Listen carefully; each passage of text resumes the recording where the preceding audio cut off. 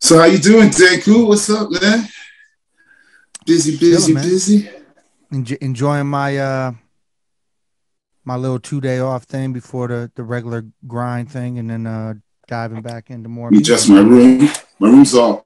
My room's off things. I wasn't even on camera, so we getting this all. Y'all getting it all natural. There at home. Okay, there we go. This is how it's supposed to look. All right, cool. Yeah, sorry. You were what? You were doing what now? Oh, I just been chilling, man. Pretty much all day. I finally watched the new Matrix. What did you think? See, I liked it. I didn't mind it at all. I know a lot of people were hating on it, but I actually I thought it followed. I thought it set up a good storyline based off the first three. I know a lot of people were like, "Oh, there's too many flashbacks," but I think it was cool to incorporate the flashbacks so people knew where they were going with different things. I understand people were, a lot of people didn't like that. You know, Lawrence Fishburne wasn't in it, which I wanted him in the movie. But I actually think I can't remember the actor's name, man. The guy that played Morpheus. Yeah, he But looked like I haven't seen it yet, so please don't give it too much because oh we yeah, all are. yeah, If yeah. you're from the area, you know what But that is. yeah, but you know what? Like Um, I actually but really that enjoyed it guy's as real well. good. He looked good. Yeah, it is He good. did look good. I saw the pre stuff. Me and director Austin were talking about it because I know he saw it the night he saw it. He watched it at home, and I watched all the pre stuff because I was a geek. I actually saw the premiere of the first Matrix at a huge theater that we have out here. Like I was one of those people like Star Wars. I'm not making it up. I saw it opening day before the hype. Like I was one Mm. of those people. I saw the second run in Vaughan, which is a city just north of Toronto. You know that big theater there, Colossus? Huh? I Yep. went to there. It's a big Woodbridge. theater right by big by our Disney World, Paramount Wonderland. It's like up around there, right?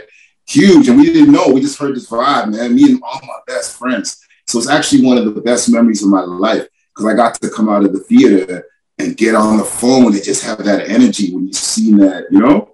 So I can't wait. I know. And Tom, But I you didn't know get what? the chance This to one, talk to Austin. What do you think about it? You so saw it. so You this guys one I see it. really liked. I actually enjoyed it, but my wife sat there and said I couldn't enjoy it because the whole time I was going, I have no clue what's going on right now. I have no clue what's going on right now. And that's a lot of the feedback that people are giving online.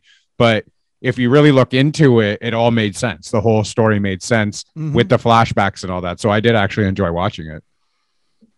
Yeah, I figure there's no way they're gonna break the timeline. That thing is the whole thing about it is timeline, right?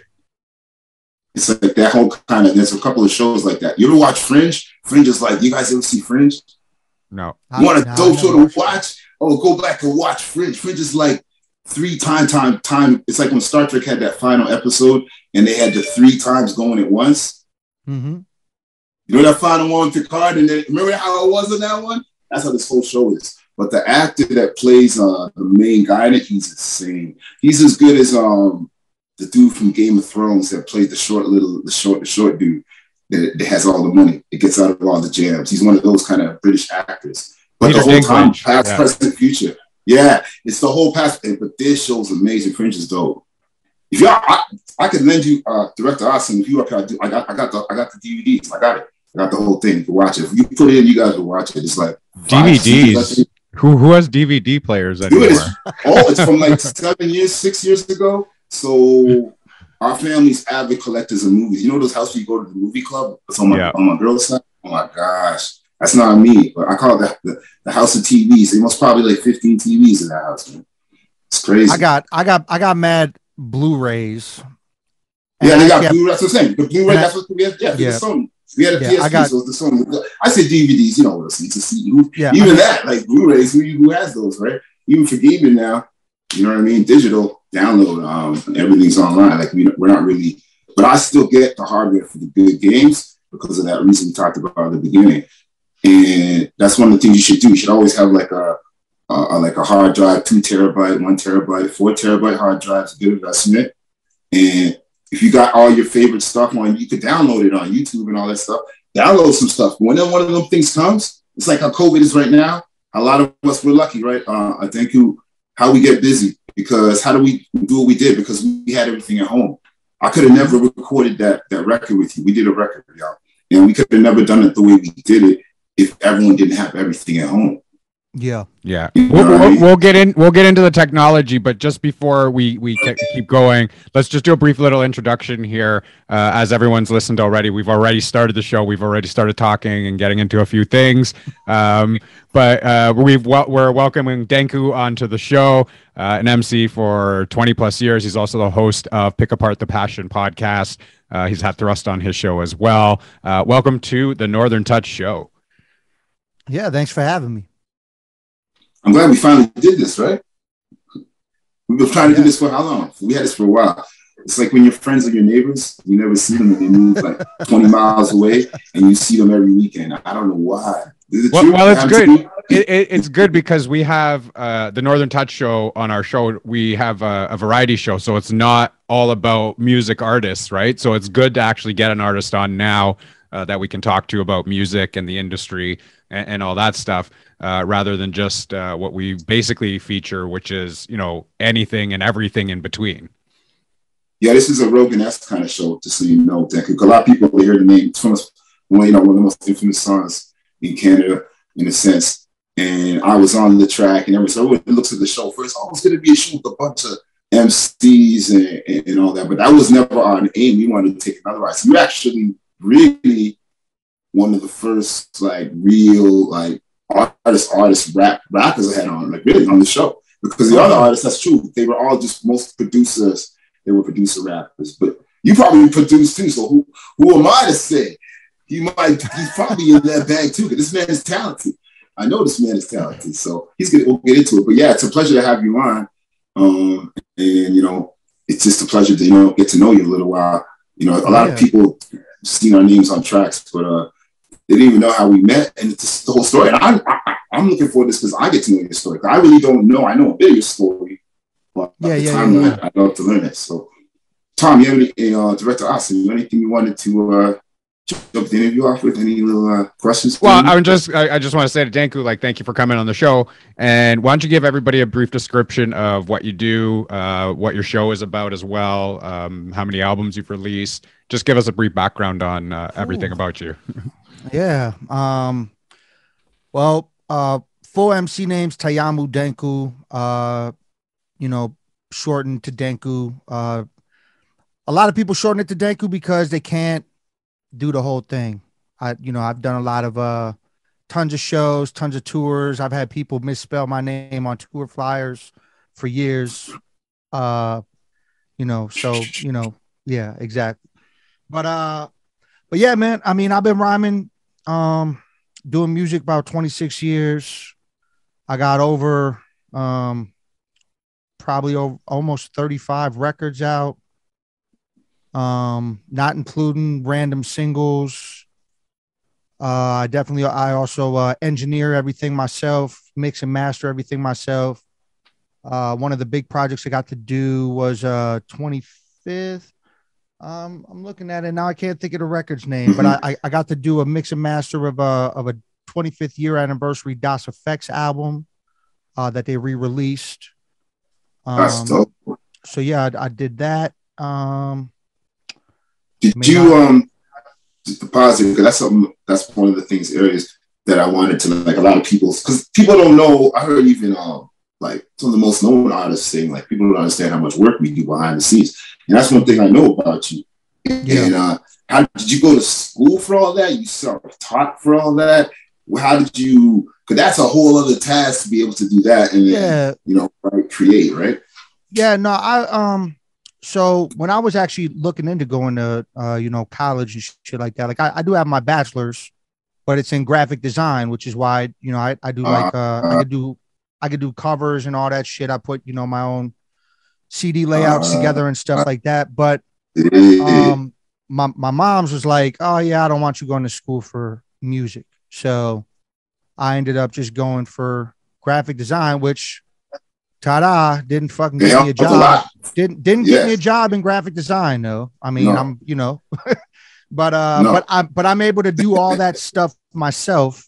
And then over the years of making music, I started out in Cool Edit Pro and then gradually transitioned into learning Pro Tools. And I've been on Pro Tools, I think the last 10 to 15 years where I've been mixing and mastering on there. But yeah, I self-taught everything. I didn't just dabble, yeah. But I think graphic design, it makes sense too, because you're used to Photoshop, Illustrator, the Adobes, and all that. Yep. So if you use that kind of gear, I have a magazine background too. I don't know if people know. I did a hip hop magazine, so that's where a lot of this came from too, right? And it helped a lot, like, and in the studio. So I found the programs at that time, especially if you were doing it in the mid '90s time, where a lot of people are on it. You can figure that out. Then now it's pretty much the same thing. Like you run straight through. Same way how a Kai, if you want a Kai from way back then, you jump on the ones now and you run, kind of thing, right? So that's cool, man. I never knew that. See, information, man. Yeah, so that's cool. So what, you did that. So when did you? When was the moment? That you was like, you know what, man, this is my calling. Like, was there a moment, a song on the radio, a collaboration, did somebody bless you that you was like, yo, I never can't believe this person just said that about my music? What was it that made you? Because you took it serious. The amount of product you have out, I gotta commend you on that too. Your catalog's crazy, man. Like, a lot of people can't say that. A lot of people can't say that, man. And independent too. Like, to be independent. Yeah. I mean, you know, I jumped from different branding things. But yeah, definitely a majority of everything I've done has been, you know, my own idea, my own, like if I had a label or anything, put anything out of mine, they let me put out what I wanted to put out. You know what I'm saying? It wasn't like something where they were, you know, coaching me and telling me what to do.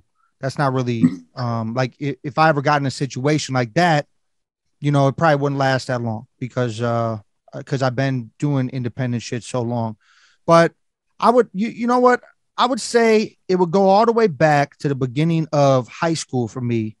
And I can remember, I mean, I listened to hip hop before high school, but it wasn't, I mean, I would put together little mixtape things that I would, you know, record things off the radio and put them in order my own way, whatever, how I wanted to do it.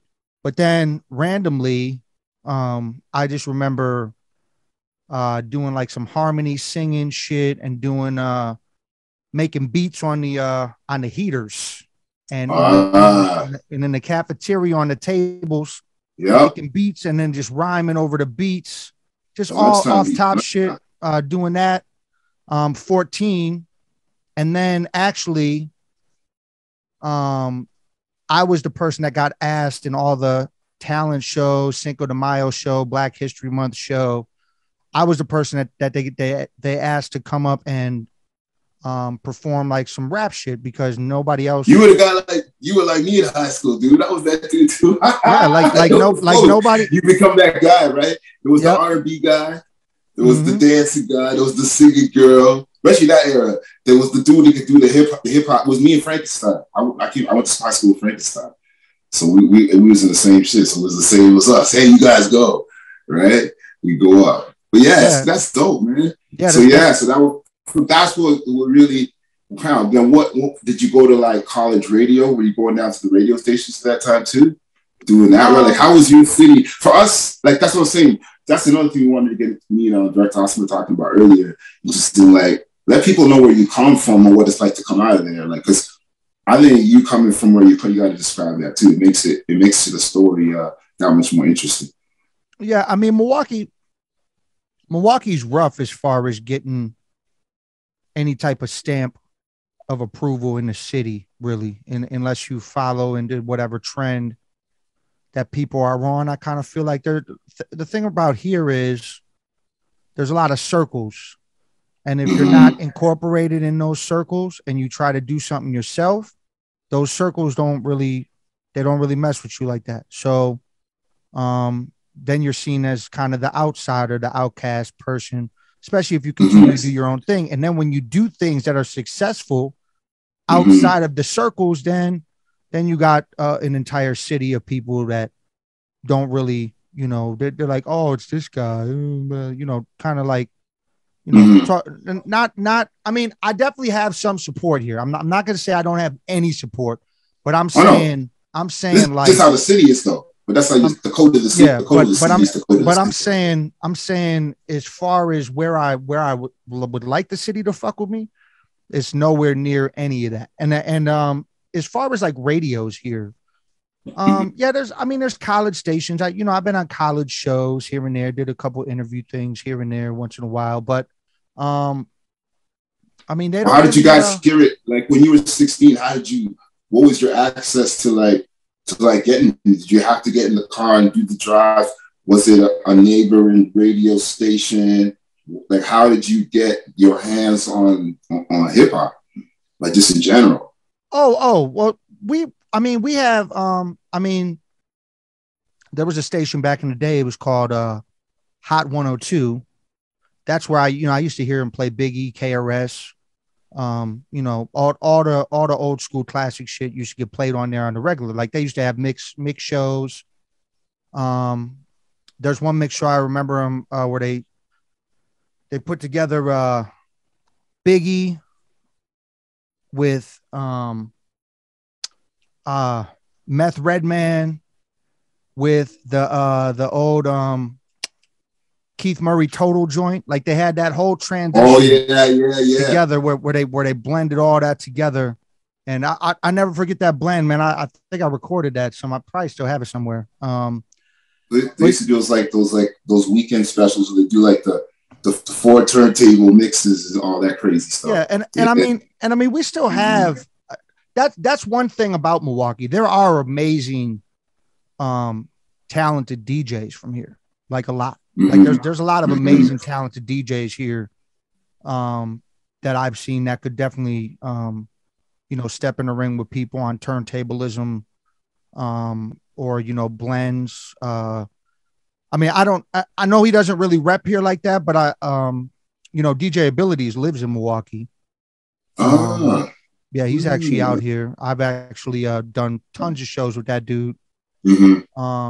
And yeah, there's just a lot of dope DJs out here, man. Yeah, I'm just trying to get a feel on the city. It's interesting, right? Because we live in such a it's not a global. It's more like a territorial, like tribal kind of thing. Because the music just lets you know where you're from and your accent and resonance, right? You see, when you were in our show when we were talking about Canada and Toronto, and it kind of gives you more. Okay, now I see. You know what I mean? Where the music's talking about. Yeah, you know what the most popular song I feel like of all time out of Milwaukee is? It's actually pretty trash, but well, I won't say it's trash, but to me, it ain't what I bump. It ain't what I'm into. Much love and success to them, man. Like I'm not even trying to be a hater because it is what it is. It's just not the type of hip hop I'm into. But you remember that song? My Projects by Cuckoo Cal. Yep. He's from out here. He's from out here. And that's probably the most popular song from Milwaukee of all time. And that's completely opposite of anything and everything I do. So how did you manage to connect those dots? This is part of the story I said. I know that's what it is, right? So here we have young Denku, 20 years old, hip hop ambitious. You know what I mean? He's not a college dropout. I'm fresh out of college though, with the graphics and see I could do the crazy covers now. So how did the story go after that? Like when did you record your first record? What was the studio? Your first album? Your first studio process. I know that's usually a beautiful thing. You know what I mean? So I put together an independent record. That I actually, I had a printer at the time. I pressed up nice graphics on there. And this was the first solo thing I did. I did this before I even went to college. I put out something in 99. I was handing them out to people over the summertime. It was called Apocalyptic Fury.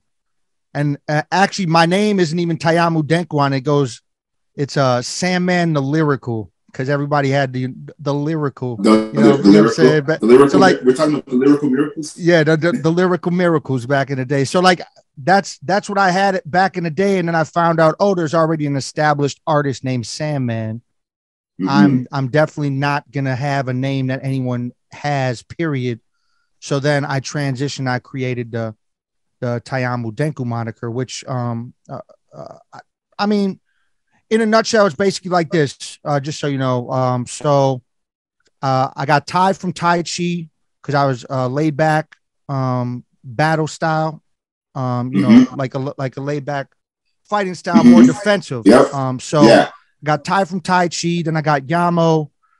It's basically spelling name improperly in Spanish. I spelled Yamo, and that's because it was just a joke play on the name because everybody thought I was Latin for the longest time.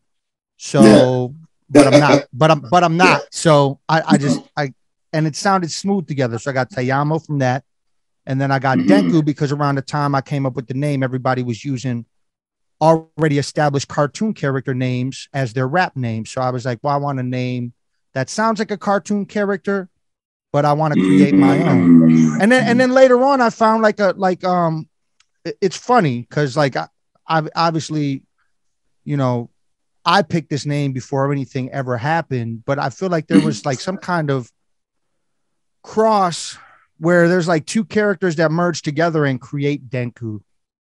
And but I had the name before that ever happened. It's but crazy, yeah, man. but yeah, basically after college, well, when I got into college, I linked up with a group, and the group was named Wastelands, and it was an acronym. And it stood for Wisdom Articulates Serenity Throughout Entities, Living Allah's Nurturing Divine Science. It's a gigantic acronym. We were called Wastelands, me and two other people, Augury, Short Fuse. And we used to go to this studio in Glenview, Illinois. I can't remember the studio name. I have to look at the back of one of our early CDs to actually see the studio name. But yeah, we used to go there. My first thing was Augury took me there and introduced me to Short Fuse because me and Augury, we used to have tons of freestyle sessions in college. I met this whole group of people in college where we used to just get together in the dorm rooms, sit around, play a bunch of random instrumentals, and just go in a freestyle circle. Like that's what we do. Just chilling. I know just kicking in college, doing that. Who cares? Yeah. And then Augury, me and him got real cool. He was a senior, I was a freshman, and he had taken me to this studio session with him because he was working on a project with Short Fuse, and they were Wastelands. And then I came in there, and I was going to do a feature verse for either a song he was doing or something like that. And then after I got done doing the verse, Short Fuse, who was the leader of the group, was basically like, hey, you're dope. I think you should get down with us. At this time, I was just, jumping on whatever opportunity. I didn't know that later on the group thing would not be my thing. You know what I'm saying? Groups just aren't, it's just, we did a bunch of records. We did a bunch of group records, and it was cool for what it was. But a lot of the time, my work ethic was far exceeding what we were doing as a group, and I needed more than that. And that's kind of what I find about groups. Groups is the weirdest. I started in a lot of groups too. Like people knew my name for a long time. That's when we needed to. I was in groups before I was thrust for maybe 8 years, and they were big groups, some of the biggest groups in Toronto. But the only problem with the groups is they fell apart at the craziest time. Mm-hmm. Like they always fall apart. Like you just go through all the crazy, and you just about to get, and then there's for some reason some little thing of dissension, and it's like you back to ground zero.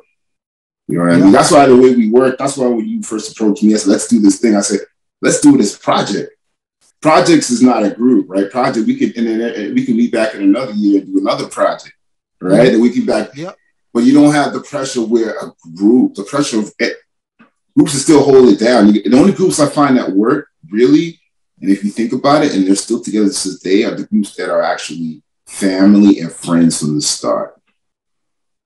Yeah. You know why? Because when they go through all the bumps and the regular stuff, but that's just part of the grind. You know what I mean? But I feel like going to work it out. But you're not going to work it out with somebody you only know for 6 months, and he's giving you some of that. Right? Very true. Very true. But and you also got to think about groups that are still together and doing their thing together as groups, they also have successful solo careers. They're known, and they enjoy when the other person goes solo too. Yep. But that's the only way you can do that. That's what I'm saying, right? You can still, a lot of time those groups, like if me and you as blood brothers, I'm happier when you're more successful than me, because we're both on a level of success. We're both eating, right? Once they're both eating, right? You're either both starving or you're both eating. So when you're both starving, you know how to go through it, right? The in between, and then when you're both getting it, you're gonna be happy. One gets a little bit more because one is gonna get a little bit more. No one picks those R&B groups. Nobody picks the lead singer. Do you know that? It's like the audience picks the lead singer. Mm-hmm. When Destiny's Child came out, it was those four girls. Like you hear the vocals, you couldn't really separate. But everybody just went to it went from 4 down to 2, and then you tried to go to 2, then it was Beyonce. You see what I'm saying? Look at a lot of those 5 heartbeats and all those movies and stuff. You see it, right? And that's not the most creative person is the person who doesn't sing the best. He's the one, but he writes every song. So this gets crazy, right? But if you're all family of blood, you can work through all that. But if you're not, it gets, like you said, it gets nutty. Yeah. Mm-hmm. So that's what I find, man. But it's interesting you said that. I had that same thing, and it's crazy to have that lineage. But it makes you a better solo artist to be in a group because you know how to create. I think if you just remain a solo artist and don't go through groups, your path is it's a harder path. Yeah. No, I could agree with that. But yeah, I mean, there's a lot of learning. You know what I mean? Like you went through a lot of learning.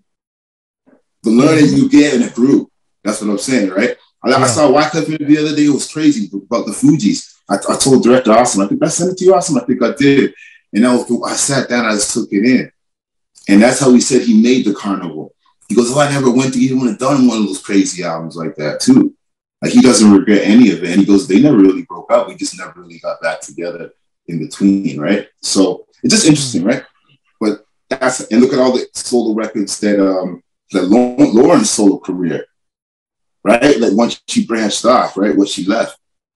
Mm-hmm. So if she didn't go through the group, they didn't go through that group process, you would have never had that solo career, that amazing solo career.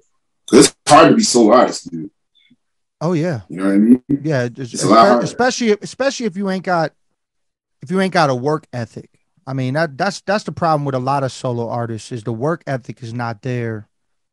And I think that's why a lot of solo artists have a hard time being as successful as they could be, even if they're talented, because you could have all the talent in the world, but if you have zero work ethic and your professionalism is in the ditch, I mean, people aren't going to like you, and you ain't really going to get far unless you got somebody behind you doing all the work for you. So there's a lot of talented people out there, so people can move on anyway. That's what people realize get to. You know what I mean? There's a lot of talented people, man. Do you think it goes the same way with like a group if you're talking about having work ethic? If it's just one person that's doing all the work and 2 other people don't have that work ethic, do you find that that's kind of a clash? It's definitely a clash, and that's something that's definitely a big part of what happened in my group personally. Like I said, like I'm constantly working. I got a shows. I mean, yeah, earlier on, they got shows and stuff or whatever, and then you find out like one of the dudes was like he got married, and then it basically it was nothing more than a hobby to him. It wasn't something he fully wanted to do. So like, his work was just kind of sitting back and, if we need to come together and do an album, that's cool. And then it got to a point where I was like, man, I'm sick of paying for studio time. I've been mixing my own shit. Why don't you guys just let me mix and master the record? Because I think that the shit that I've been putting out sounds pretty good, and then we don't need to pay for studio time no more. And then they're like, oh no, we should go to the studio. And I'm like, well, I could do this. And then when I did do it, then I'm starting to do everybody's shit. You know what I'm saying? Then they're like, oh, okay. So maybe I should have just let us keep going to the studio, because once I became the dude that was mixing and mastering, I was mixing and mastering people's solo shit. I was mixing and mastering my own shit, group shit, like all that shit. And then I'm doing graphics, and then I'm putting, I'm doing the graphic design for the group albums. I'm finding shows. I can only imagine if we were still a group today, I'd be booking the tours, I'd be getting the interviews. You know what I'm saying? It's just like Yeah, you just be the one man army. There's just so many things that I've learned to do over the years, and some of them I hate.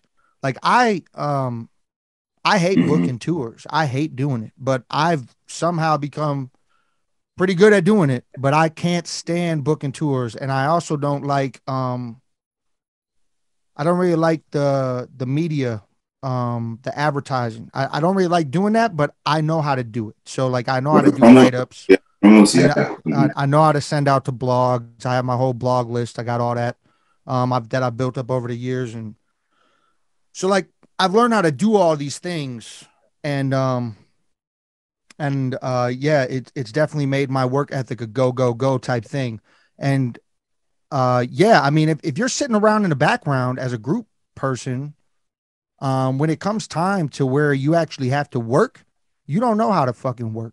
So I think it definitely clashes and hurts the group as a whole.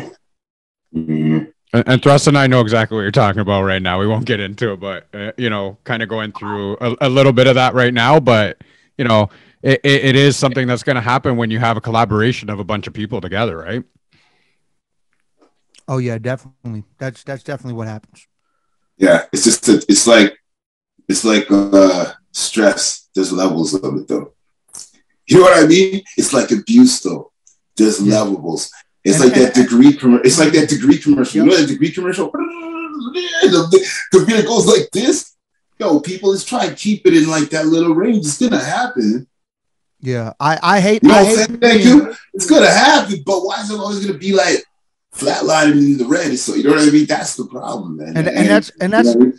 yeah, and that's the thing. Like I'm at an age, I'm at a level of my life where I'm not trying to be stressed over music. I want to be excited about it. I want to look forward to it. I want to be happy with the music I'm making. If something's stressing me out in music, that ain't the direction I need to be doing. Yep. We were talking earlier about how our energy and our energy is expensive, man.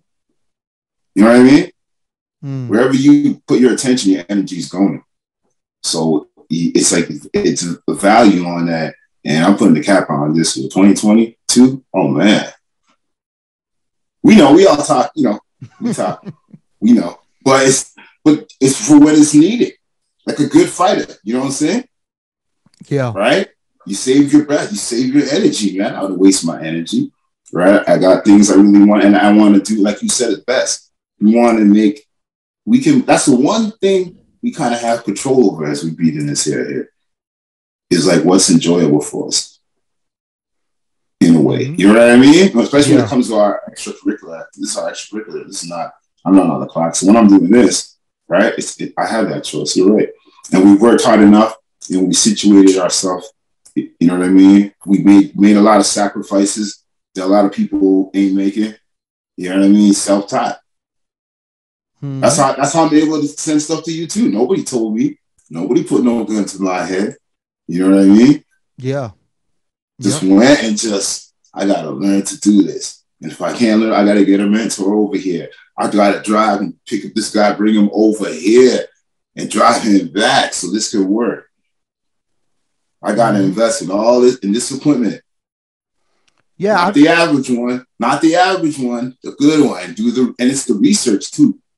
The research takes so much time. Like, you know, we're working on, me and director Austin working on getting a piece of equipment, and look, the amount of time we put in, it's not in our hands yet. We've been right. You know what I'm saying? Yeah. So you had to do the same thing. That's that. So yeah, but it's awesome. So how did you connect with the label 100 Mad Black Buffalo? Like, how did you reach out to them? You heard what they were doing. Like, how did you decide your process? A lot of people like decided to, like, for me, for a long time, I always knew I wanted it to be indie. Yeah. Right? I knew I wanted to be indie because I went to school for music and I worked in a major. Yeah. So when I was at a major for 5 years on the inside, I already knew the game, right? So, and then I was an artist. And my projects were like you. I always licensed. I always wanted to make my music and license it. You know what I mean? So that's how I got all my releases out. So, but what made you go that route? Or was it a time where you were like, I'm going to get signed? You know, the EPMD, please listen to my demo. Yeah, I think the only time that I even thought about a demo was when I put together my first real solo album. Like I put a bunch of tracks together, and I actually think I did send it out to a couple places. I think I sent it out to what was popular then, Baby Grand. Yeah, Baby Grand was doing things. I sent it I out to remember them. Yeah. I actually think I did send a demo out to Ruckus at one point because I just thought it was would have cool. been a good Ruckus artist, dude. If Ruckus would have stayed around, you would have had that because with company flow. Who else was on? Yeah, J Live was on there too, right? Yeah, there's a lot of people on Ruckus at one point. No, but it was kind of, I see the way like the artists, right? It would have fit. Thurston Howell was on that. I was actually told the reason why Ruckus folded. Did you ever hear that story? Dude, I was just about to ask. You read my mind. Speak, brother. Speak. Did you ever hear the story? I heard a little bit of it, but this is your interview, so I actually heard one of and like I said, this is a story that was told to me. So I never asked the actual people. I didn't ask the actual people, obviously, but this is a story that was told to me by NASA, who used to do all the mixing and mastering at Def Jux, and was closely direct with LP and everything like that with the company flow thing. Company flow, yeah. And he actually was doing a lot of mixing for random songs at Ruckus Records. And randomly, I was in a studio because I used to be on Uncommon Records. I put out a couple records under them, which was like the Def Jux brother label after Def Jux folded. And I put out a couple records under them. Shouts to Uncommon NASA for letting me get down on there earlier on. But I remember sitting in the studio with him, and he was randomly telling the story about, did you ever hear about how Ruckus Records folded? And I was like, nah, I never heard any of that. And he told me, well, what happened was Kool G Rap signed a huge multi-million-dollar deal with Ruckus, and he was one of the first artists where they gave like $1 million some advance to him, and his records flopped on Ruckus, and they basically didn't have the budget to cover that. They were expecting to make all that money back, and they lost big money on G Rap's releases, which basically caused them not being able to fund the rest. There was a funding issue with them, and that's why that's like it was. But from what I heard, it was like it just overspending.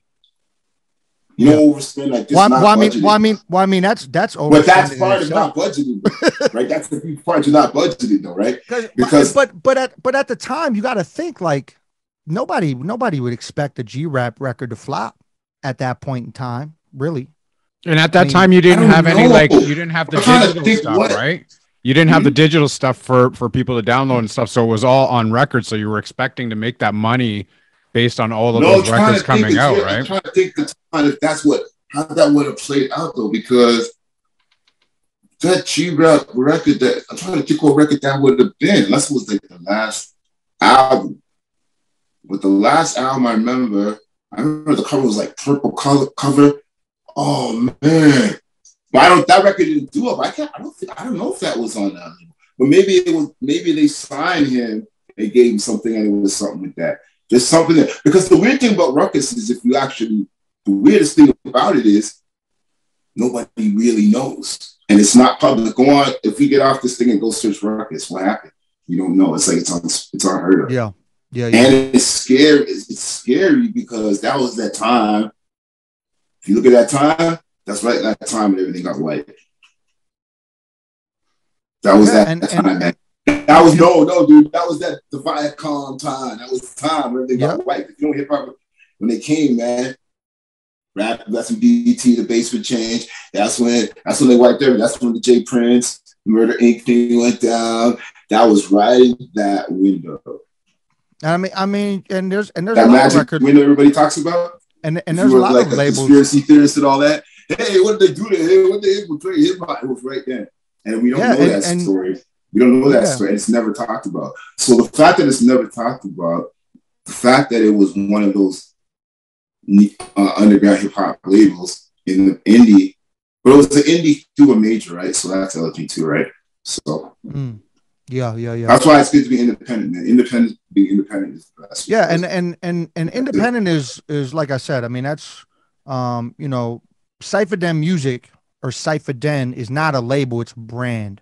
So it's not like I'm not out here putting out artists or nothing like that. Cypher Den is basically the brand behind my independent movement, and I got a couple other MCs that are down that believe in the same thing, which those artists are, you know, I incorporate them on projects like my homie Urban Legend, Rambunctious, and BoFat is technically part of Cypher Den Music. So shouts to all them.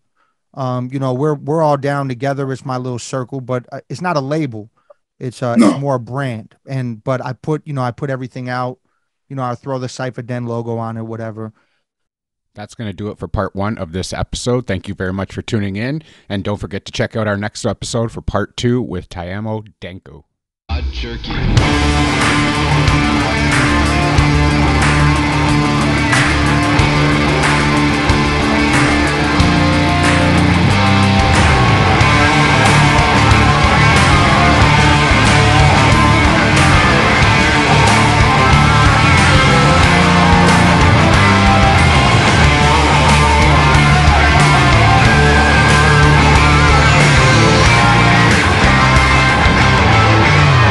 Jerky.